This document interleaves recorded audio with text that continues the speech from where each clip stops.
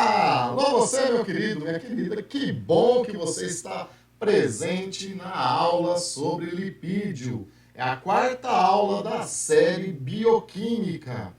Caso você queira, tenha curiosidade ou necessidade, as aulas anteriores, a aula inaugural falamos de metabolismo, os diversos metabolismos que existem. Falamos na aula 1 sobre água, aula 2 sais minerais, aula 3 carboidrato e agora temos aqui os lipídios. Caso você tenha curiosidade de saber as aulas anteriores, vou deixar o link aqui embaixo para você poder entender toda a bioquímica que vem permeando as nossas aulas. Em relação aos lipídios propriamente dito, pessoal, eu vou dividir essa aula em dois momentos. No primeiro momento, nós vamos caracterizar os lipídios, vamos falar da relação desses lipídios com a sua constituição, o que ele vai estar relacionado no nosso corpo, qual é a relação desses lipídios com a constituição metabólica no nosso organismo. A segunda parte, eu vou relacionar os lipídios com saúde, com bem-estar, com qualidade de vida, ok? Então, para você que deseja saber mais sobre os lipídios e sua vida, vem comigo, vamos direto ao ponto.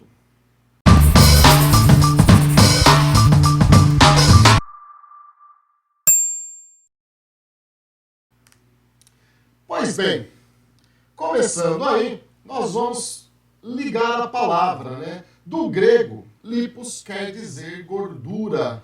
Quando pensou lá no início a estudar essa propriedade bioquímica, eles viram que os animais apresentavam um tipo de substância, E a essa substância deram o nome de gordura.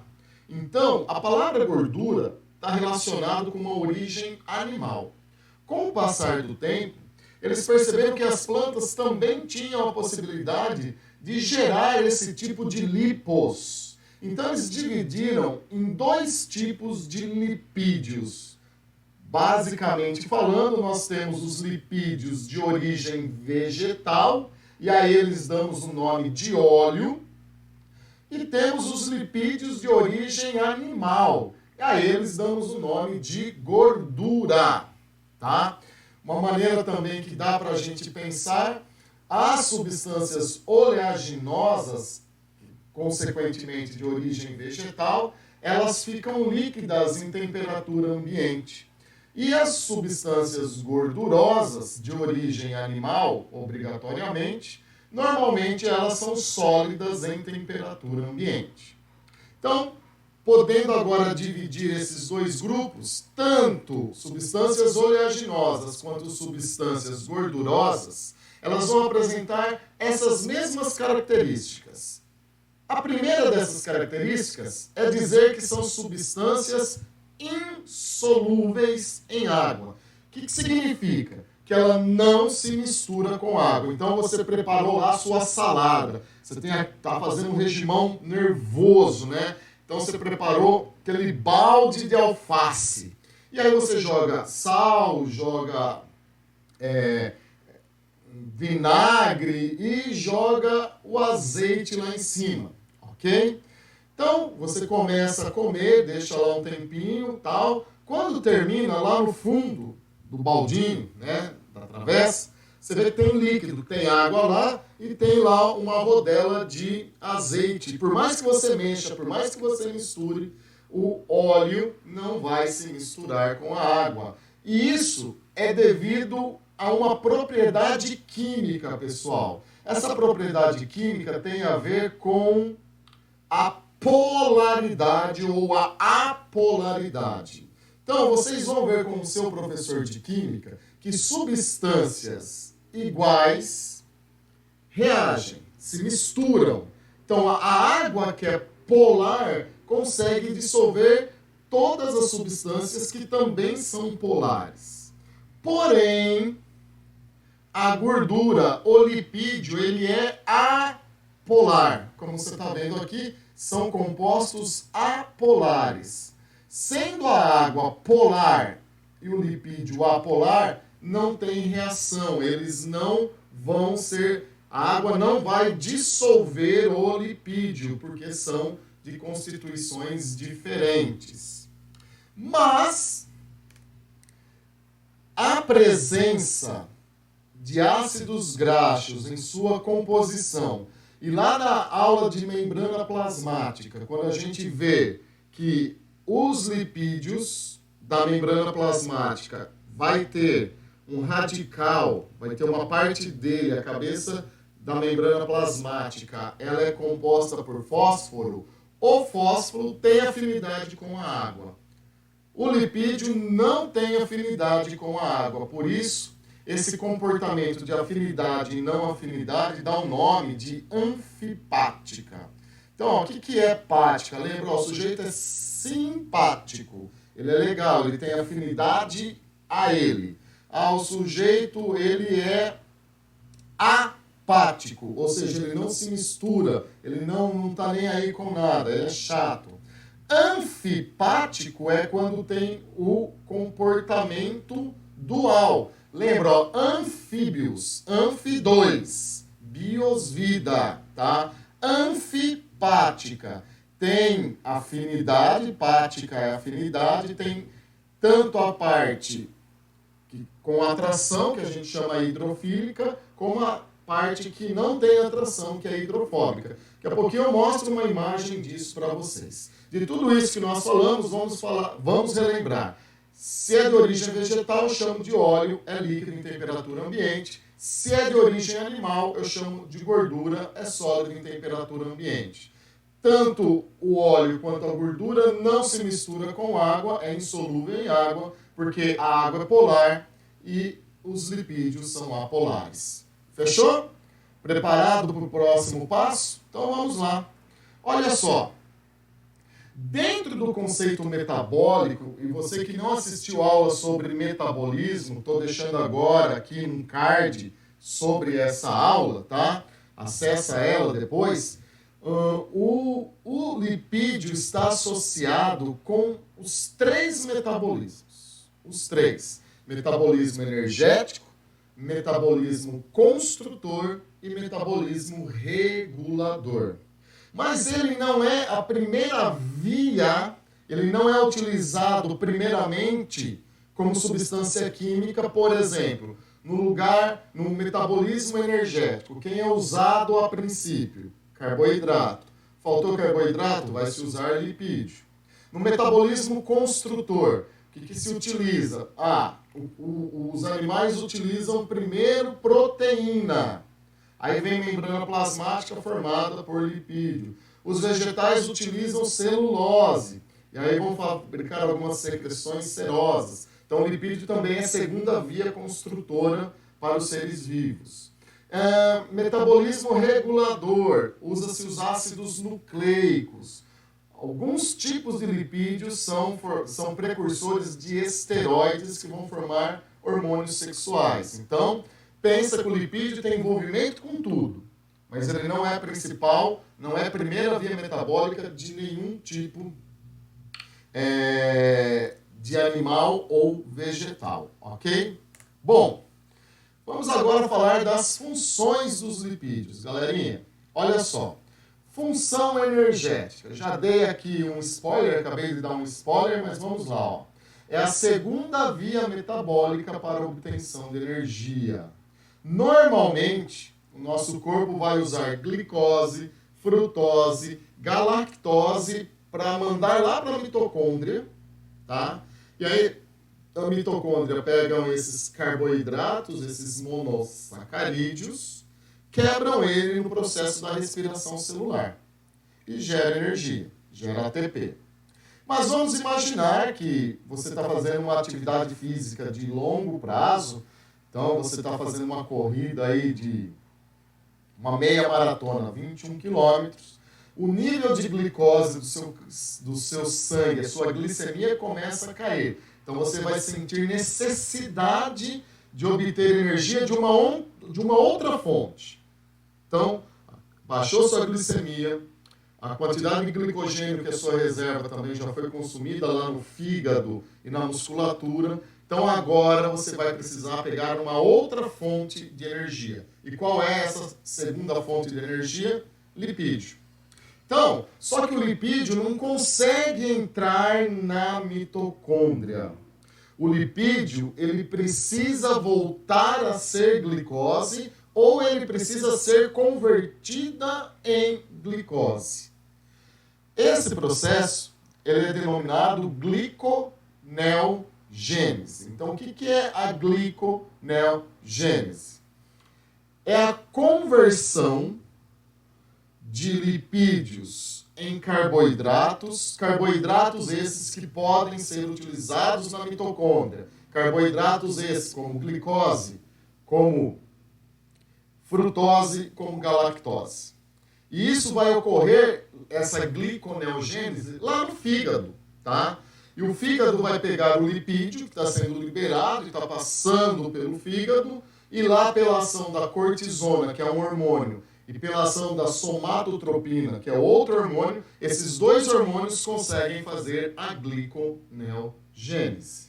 Então, enquanto você tem carboidrato, enquanto sua glicemia está ok, enquanto a sua reserva de glicogênio está ok, o que você vai utilizar? Carboidrato na mitocôndria. Começou a cair os níveis de carboidrato no seu organismo, você passa a consumir a sua reserva lipídica, ou que está acumulado lá na sua barriga, ou que está acumulado lá nas suas nádegas. Então, o seu corpo começa a consumir esse lipídio, mas para ele poder ser utilizado na mitocôndria, ele tem que sofrer o processo de gliconeogênese, converter lipídio em glicose. E é por isso que quando se faz uma dieta de emagrecimento, você tem uma restrição de carboidrato, então você já vai começar a consumir os lipídios do seu organismo, tá? Por isso que todo regime, toda dieta calórica consome mais lipídio e para isso você precisa então reduzir a ingestão de carboidrato. Beleza? Está relacionado também os lipídios com o processo de hibernação, galerinha. Então, um urso ele vai comer bastante durante o período de pré-hibernação, para que enquanto ele atingir esse estágio de hibernação, quando terminar aí as suas reservas de carboidrato, ele faça gliconeogênese durante o seu processo de hibernação. Outro tipo de animal que também faz bastante reserva são as aves migratórias, para que elas consigam, porque elas tentam parar o mínimo possível durante o período de migração. Então ela reserva bastante lipídio para fazer gliconeogênese durante o processo de migração. Então são duas curiosidades aí que vale a pena você entender o processo de gliconeogênese. Também funciona como isolante térmico, pessoal. É uma propriedade secundária, tá? Que é derivada do acúmulo de lipídio. Mas os animais que vivem em regiões bem frias, tá? O que acontece? O lipídio, que é distribuído pela hipoderme, então a nossa pele tem 3 camadas. A epiderme, que é a camada mais externa, tem a derme, que é a camada intermediária, e a hipoderme, que é formada por células de gordura, que eu vou chamar de adipócitos. O que acontece? Esses adipócitos, espalhados pelo corpo, têm 2 funções, tá?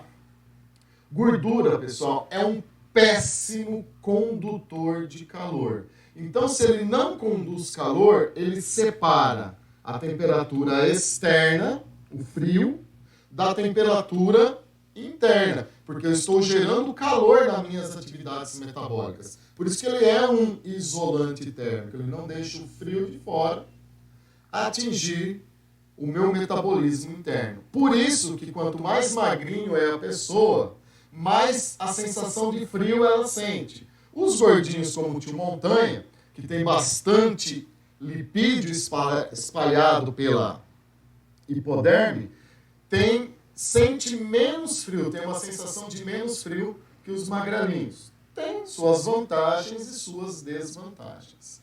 Só para completar,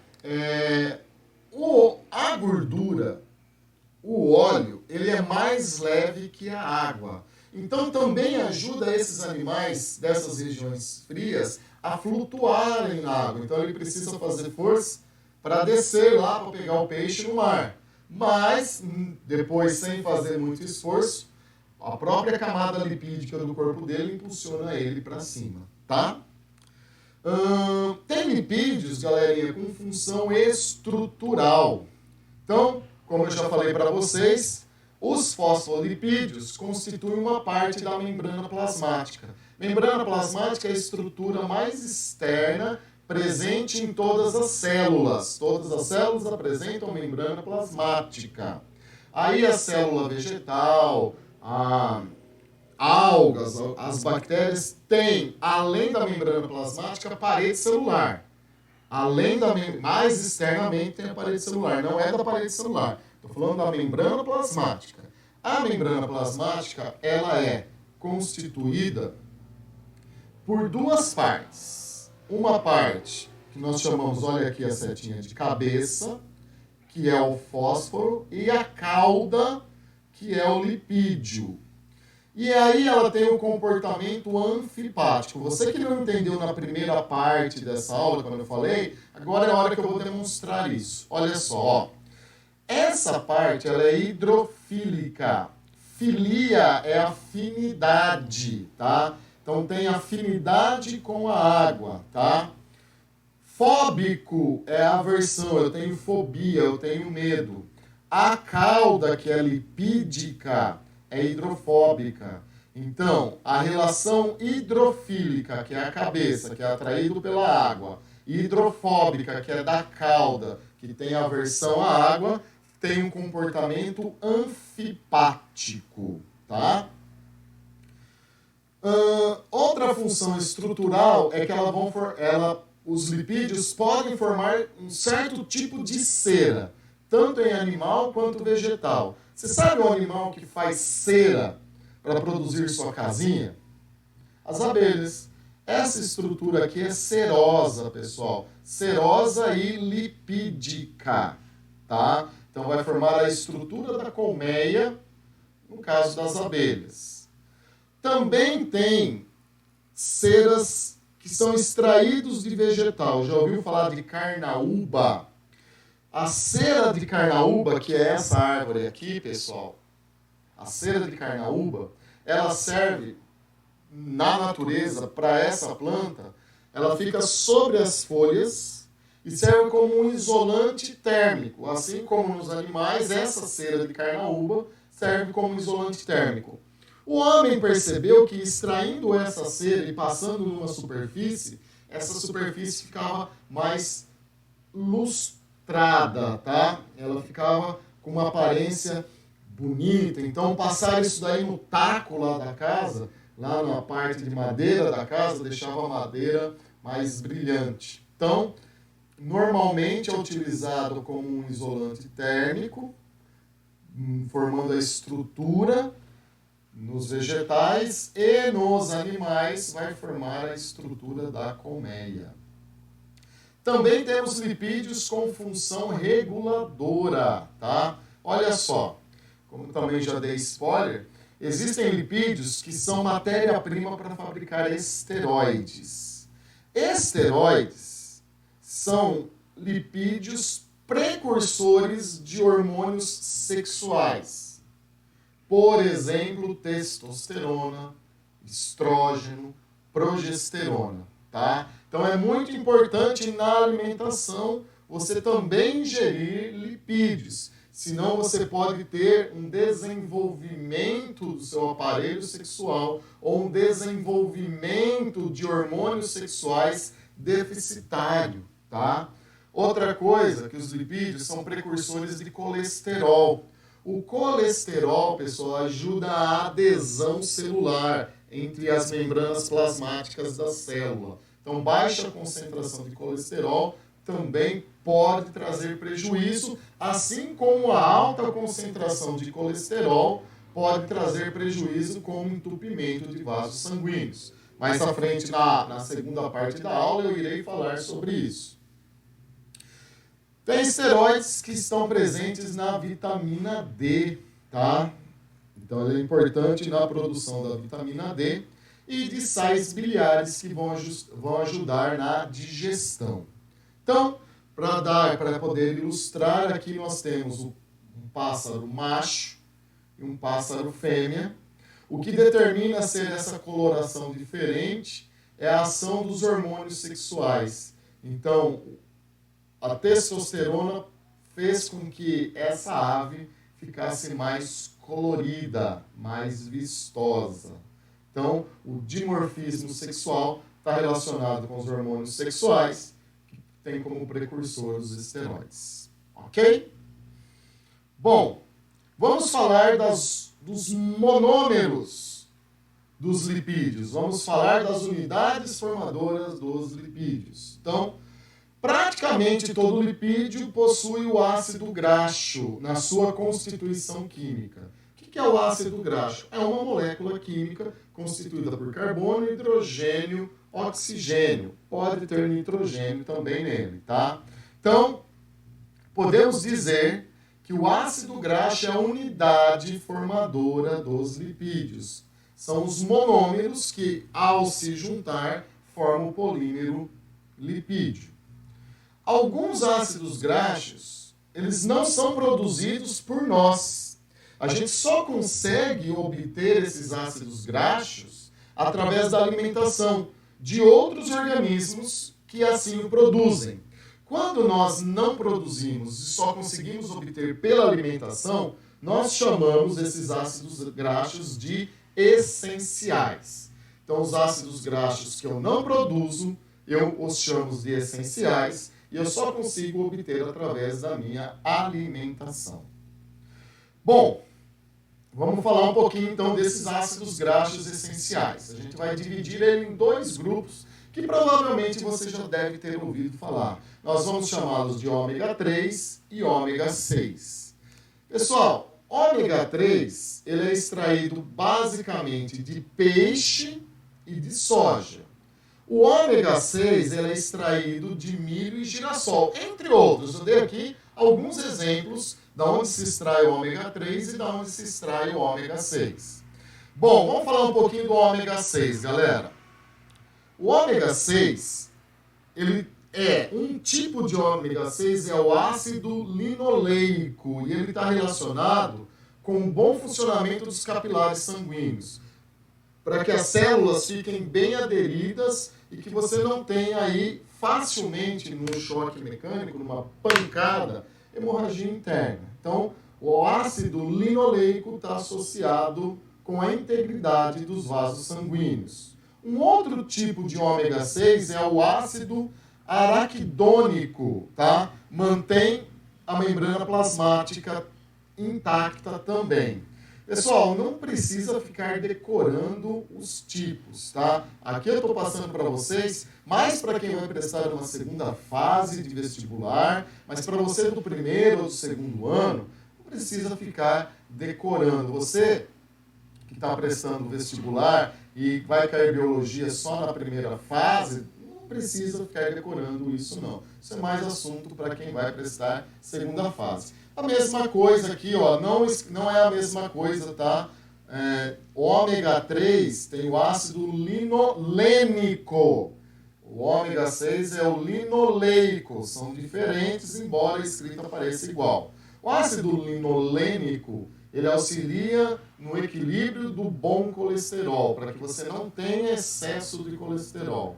E tem o EPA, que também ajuda a regularizar o metabolismo basal. O que é o metabolismo? Quando você está em descanso, é aquela quantidade de energia que você consome para manter os seus órgãos vitais funcionando, tá? Ele não pode estar nem acelerado demais, nem retardado demais. E o EPA, que é um tipo de ômega 3, auxilia na manutenção desse metabolismo basal. Bom, vou deixar para daqui a pouco falar sobre a parte 2, que é a parte mais interessante, que é os lipídios e sua saúde. Para você que acompanhou até agora, muito obrigado, deixe seu joinha aí para poder me ajudar a produzir mais e mais conteúdo para você. Até daqui a pouco. Beijo, fui.